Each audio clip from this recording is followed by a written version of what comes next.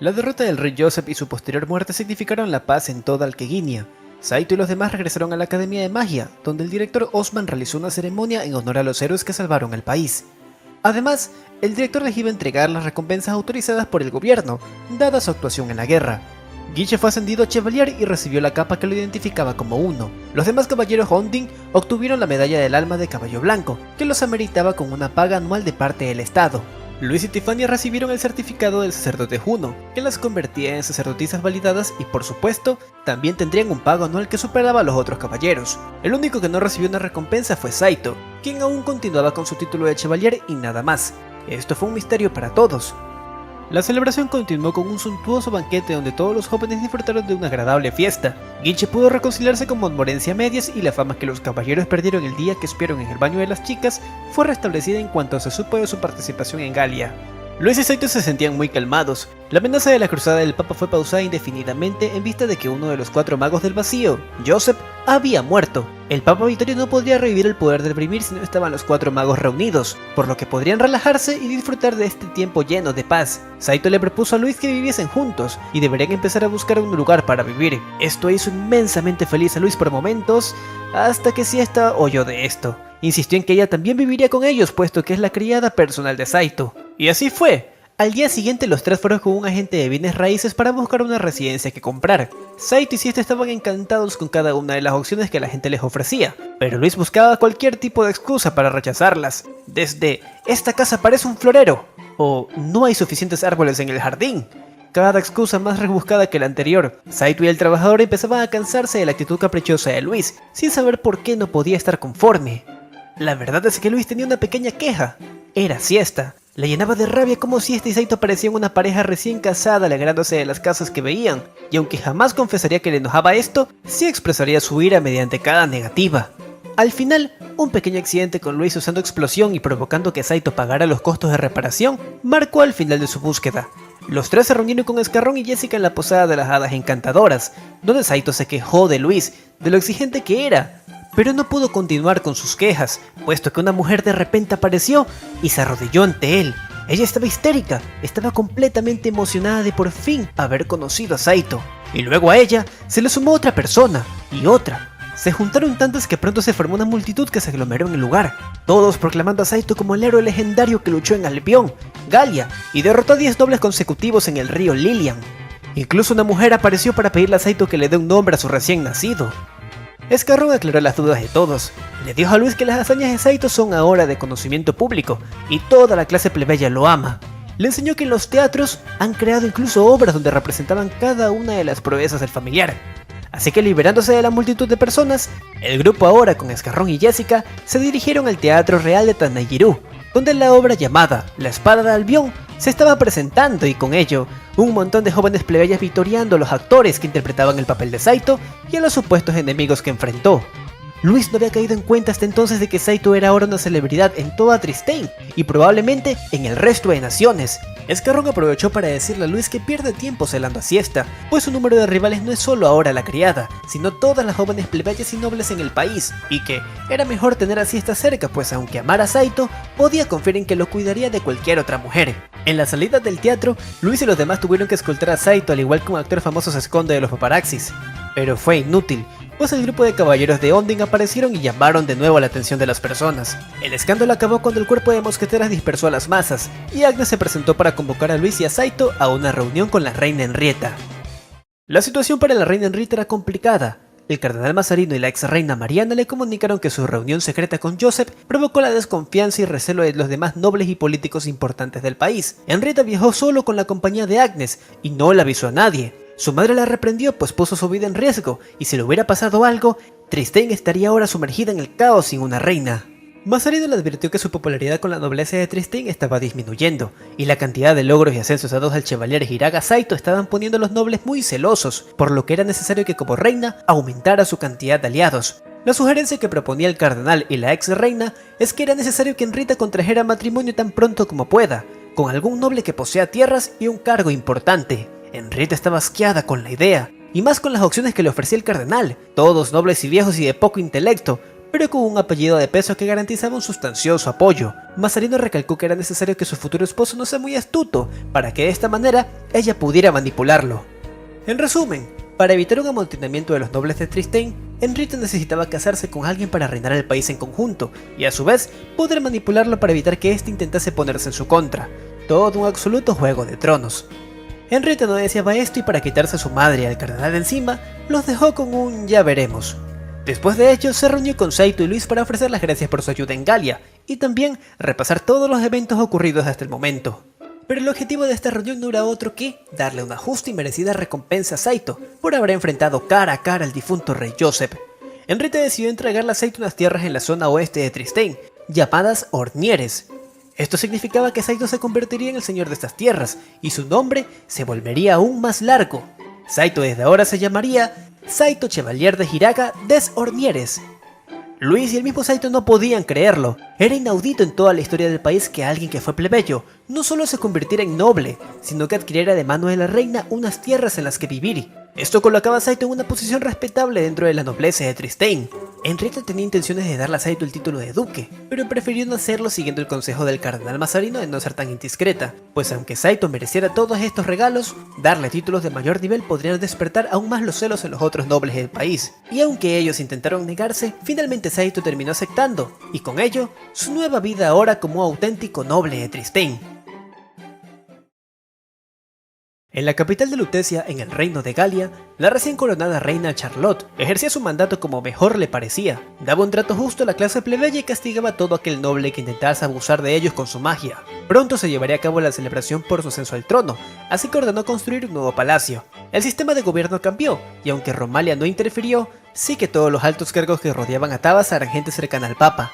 Aún así, ella regía a su libre albedrío y era muy querida por la gente. La historia de la princesa que liberó a su pueblo del tirano conmovía a plebeyos y nobles por igual. Aún había un largo camino que recorrer para reconstruir el golpeado país. Todos los nobles que apoyaron el régimen anterior fueron encarcelados, exiliados o en el menor de los casos, se les daba un título sin ningún poder político. La búsqueda de los traidores aún continuaba, y pronto Tabasa recibió la visita de sus guardias que habían capturado a la princesa Isabel, la hija del difunto rey Joseph y también su prima.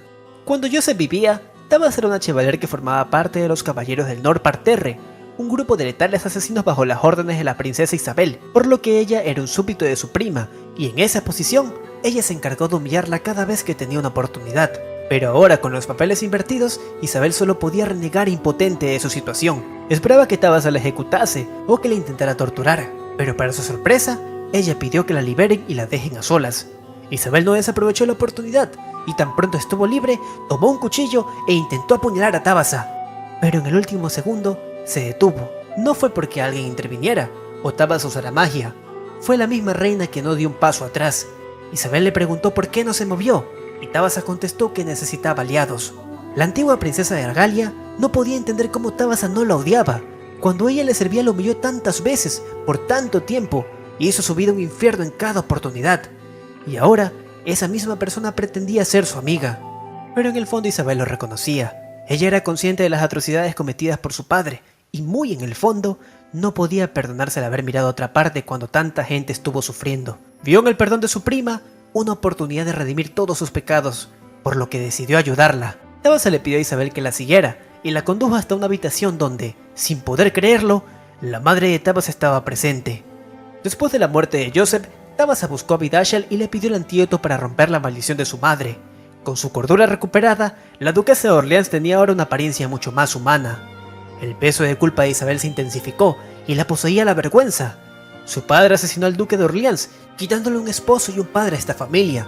No conforme con eso, envenenó a la duquesa y dejó por mucho tiempo sin su madre a Tabasa. ¿Cómo podían perdonar a la hija del responsable de todo este mal? La duquesa habló y todos compartieron una silenciosa cena. Sylphid, en su forma humana como Irokuku, compartió la mesa con ellas. Eran ahora una extraña familia. La duquesa tomó de nuevo la palabra y le dijo a ambas jóvenes que debían evitar repetir los errores de Joseph.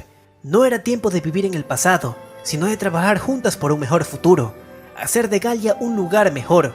Así lo hubiera querido el duque de Orleans. Mucha gente murió en la guerra y debían asegurarse de que aquello no vuelva a suceder.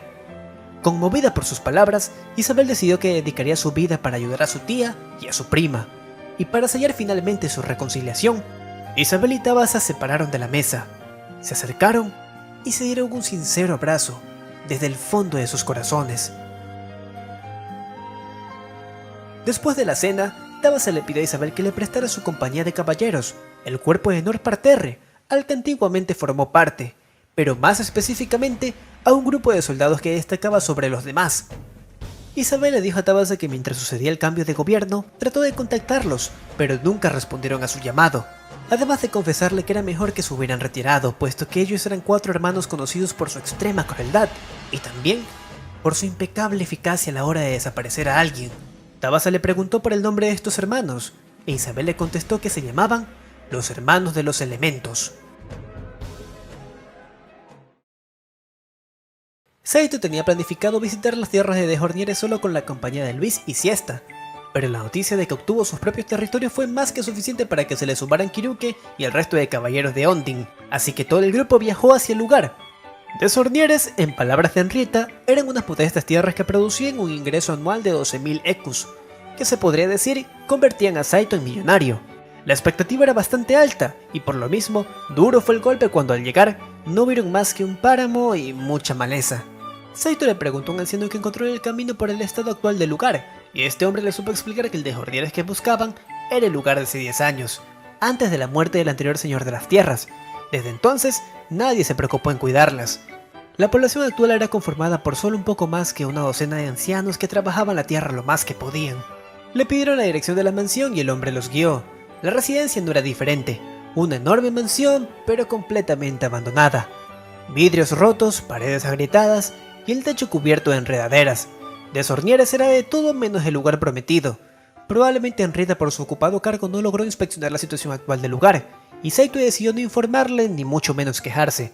De alguna manera, saber que era un sitio que necesitaría mucho trabajo para reconstruirse llenó de entusiasmo a Saito, quien disgusta de los lujos excesivos.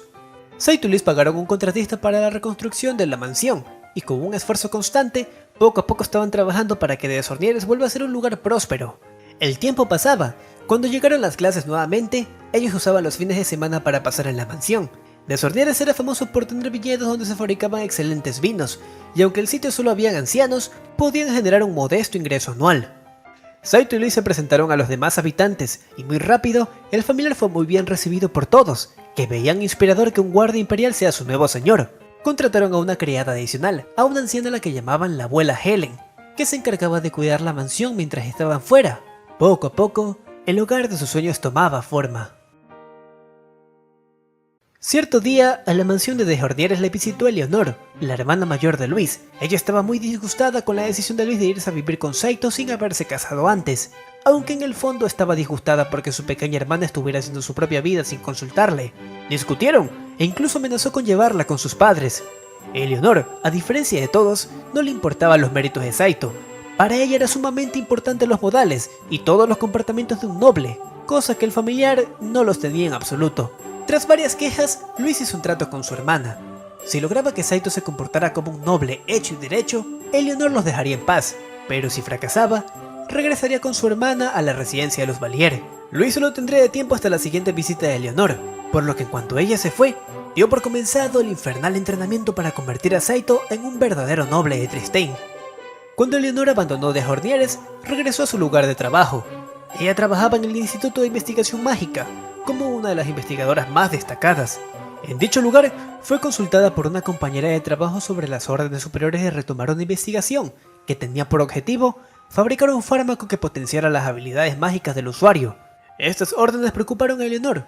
Era el anuncio de quizás nuevas maquinaciones secretas por parte de la nobleza de Tristein. Y no era equivocado, pues en el teatro de Tanaijiru, un grupo de nobles enmascarados estaban reunidos presenciando con severo disgusto la obra dedicada a Saito, la espada de Albión. Para ellos, era insultante que la clase plebeya se sintiera inspirada por una obra que retrataba cómo uno de ellos era capaz de derrotar a un mago. Este grupo secreto, liderados por un hombre llamado Grey, les informaba de un nuevo plan que estaban por llevar a cabo. Estos nobles de Tristein, de los que Mazarino advirtió a Henrietta, pretendían darle una lección a los plebeyos que ante sus ojos estaban olvidando su posición como la clase baja. Grey les explicó que habían contratado un famoso grupo de mercenarios muy competentes que podrían darle muerte al famoso chevalier Hiraga Saito. La muerte del héroe de los plebeyos era un mensaje más que adecuado para devolver a la normalidad el status quo de la sociedad. Plebeyos por debajo de los nobles, nada más. En la mansión de Jordieres, el entrenamiento por convertir a Saito en un noble no paraba, y Luis era demasiado severa con su enseñanza, tanto que Saito ya no soportó más su exigencia, por lo que se negó a continuar con el entrenamiento. Ella era muy estricta, y al final terminaron discutiendo donde nuevamente dijeron cosas que no pensaban. Tras un fuerte intercambio de palabras, Luis se encerró en su habitación frustrada de la culpa y el temor por no recibir la aprobación de su familia. Saito, por otra parte, bebió con Siesta, quien intentó animarlo e incluso sacar provecho de la situación, solo para terminar dormida sobre la mesa. Esa noche, Saito quería beber para olvidar su enojo y buscó en el sótano de la mansión, el cual no habían revisado. Allí encontró una puerta oculta a una habitación secreta que era más un dormitorio de amantes que otra cosa. En el sitio, también dio con un extraño objeto mágico que proyectó lo que sería una puerta mágica hacia un inesperado lugar. Se trataba de la habitación real de la reina Henrietta. En el otro lado, Henrietta se preparaba para dormir cuando se percató de la presencia de Saito, y después de sorprenderse, la reina cruzó hasta la habitación donde platicó con Saito sobre ese descubrimiento. Quizás le pertenecía a alguno de los anteriores reyes de Tristane, un lugar para encontrarse con sus amantes y quizás mucho más. El ambiente era sereno, y con el entorno que apuntaba a una sola cosa, Henrietta terminó dejando salir sus propios sentimientos reprimidos. Sí, anteriormente le prometió a Luis que no actuaría más allá de su posición, pero también le advirtió que ella actuaría si se descuidaba. Henrietta no sabía si sus sentimientos por Saito eran amor o solo trataba de llenar el vacío que dejó Wallace. Terminó por sincerarse con él, y acto seguido, besó al familiar. Saito no opuso resistencia, presa de los encantos de Henrietta. Embelesado por la reina, dijo que ella hiciera lo que quisiera. Él sabía que no era correcto, pero tampoco podía negarse a Henrietta. La reina terminó por disculparse con Saito y luego simplemente le pidió que se volvieran a reunir, solo como amigos, para evitar cualquier malentendido. Saito aceptó, aunque él sabía muy bien que era imposible que esos futuros encuentros quedasen solo en eso. Lo que Saito no sabía es que, en la puerta de esa habitación secreta, Luis había presenciado todo desde el comienzo. Ella estaba buscando a Saito para disculparse, decidida a no permitir que ni Eleonor o su familia interfirieran en su relación. Cuando llegó y presenció la traición de su amiga y la infidelidad de su pareja, el corazón de Luis se rompió. Huyó hasta su habitación donde hizo sus maletas y resolvió desaparecer de la vida de Saito para siempre. ¿Acaso ella se sentía traicionada? No. Luis no se sentía enojada por la infidelidad de Saito. Era un sentimiento más bien de tristeza.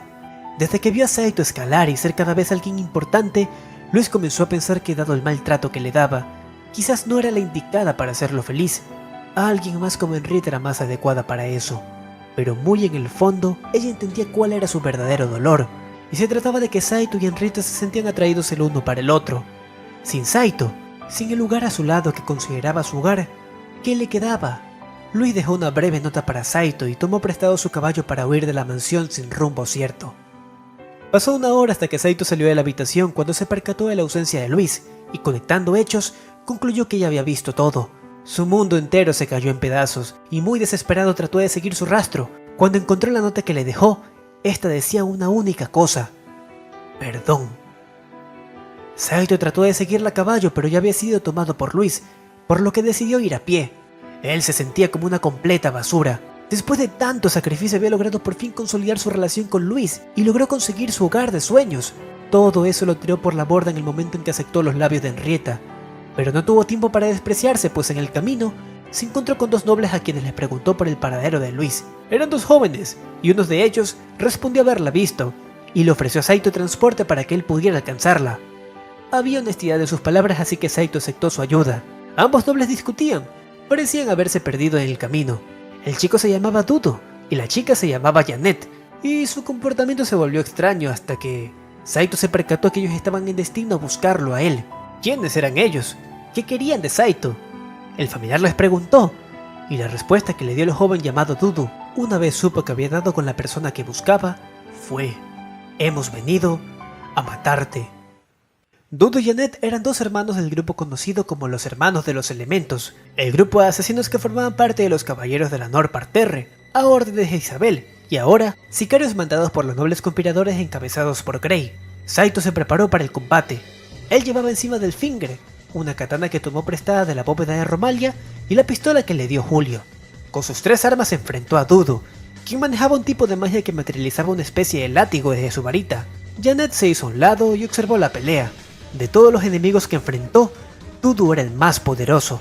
No solo era rápido, sino que incluso como Gandalf, Saito era incapaz de superar su velocidad.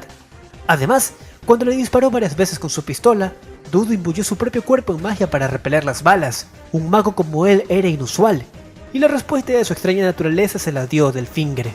La espada parlanchina le dijo a Saito que Dudu no era un ser vivo como tal. Probablemente alguna vez lo fue, pero ahora todo su cuerpo había sido imbuido en magia. Era un arma con forma de persona, y esa era la razón de su enorme poder. En cierto momento, Dudu sacó un extraño frasco del que bebió su contenido, y de inmediato, su poder mágico se amplificó exageradamente. Su hechizo en forma de látigo se convirtió en una espada gigantesca que le rodeaba cual serpiente. Saito trató de defenderse usando el Finger para que absorbiese su magia. La espada le propuso que lo use a él como escudo para vencerlo, pero fue inútil. El poder mágico de Dudu era poderoso. Delfinger maldijo ese extraño brebaje que tomó y lamentó su fracaso. El filo de Delfinger empezó a agrietarse, y la hoja, anticipando lo que sucedería, se despidió de Saito.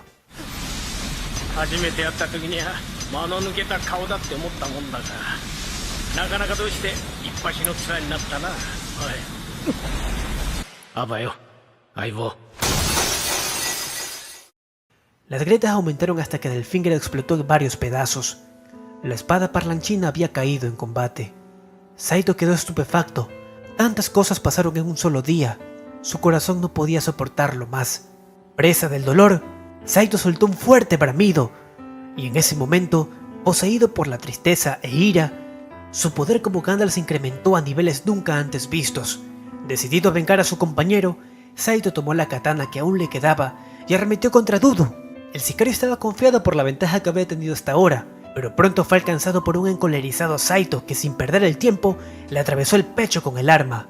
Dudu perdió sus fuerzas y cayó al suelo. Saito se alzó victorioso, pero en ese momento, Janet, que estaba presenciando todo hasta ahora, lo golpeó en la cabeza provocando que perdiera el conocimiento.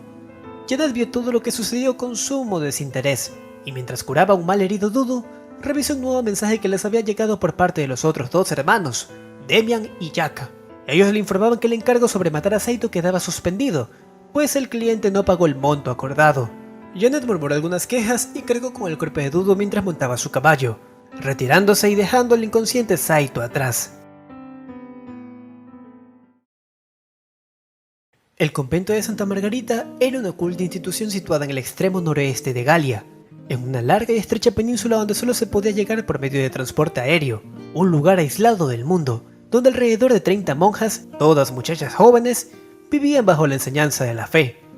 Julio César, el sacerdote romaliano, había no hace más de medio año encontrado el convento, tomando el hábito de visitar a las monjas del lugar cada 2 semanas. Sus motivos eran quizás impulsados por la lástima, o quizás algo más. Julio las visitaba y traía dinero para costear gastos y demás cosas. Todas las muchachas se emocionaban cada vez que llegaba Julio. Lo veían, aparte de un chico atractivo, como un querido hermano mayor. Pero de entre todas las monjas, había una especial a la que Julio le tenía un profundo cariño. Incluso las otras monjas sabían que él las visitaba específicamente para verla. Se trataba de Josette, una joven entre sus 15 años, de cabello plateado, y conocida por ser muy seria con su fe. Y también por su más que obvio amor por Julio. Cierto día, cuando Julio las visitó, buscó a Josette, quien trató de hacerse la resentida por haberla hecho esperar cerca de un mes. Julio la calmó y tan pronto se acercó, Josette se lanzó hacia sus brazos completamente feliz. Julio acostumbraba a visitarla y hablar más con ella que con las demás, pero en esta ocasión no venía para conversar de trivialidades. A diferencia de las otras ocasiones, Julio venía por una misión. El familiar del Papa le dijo a Josette que tenía algo para ella. La joven monja creyó que se trataba de una confesión de amor, pero grande fue su sorpresa cuando en su dedo Julio le colocó un peculiar anillo. Se trataba del rubí de tierra, el anillo que le perteneció al rey Joseph y con el cual utilizaba los demás tesoros del fundador en su poder. Julio se hizo con él luego de su muerte y ahora se lo estaba entregando a Josette. Aunque ella no podía adivinar las verdaderas intenciones de Julio, aceptó su regalo con mucha curiosidad. Josette no sabría el significado de todo esto, pero al ver la gema, percibió sentimientos de ansiedad, tranquilidad y expectación, todo mezclado en una misteriosa sensación. Aún así, la joven monja Josette Estaba segura de que hubiera preferido una confesión de amor.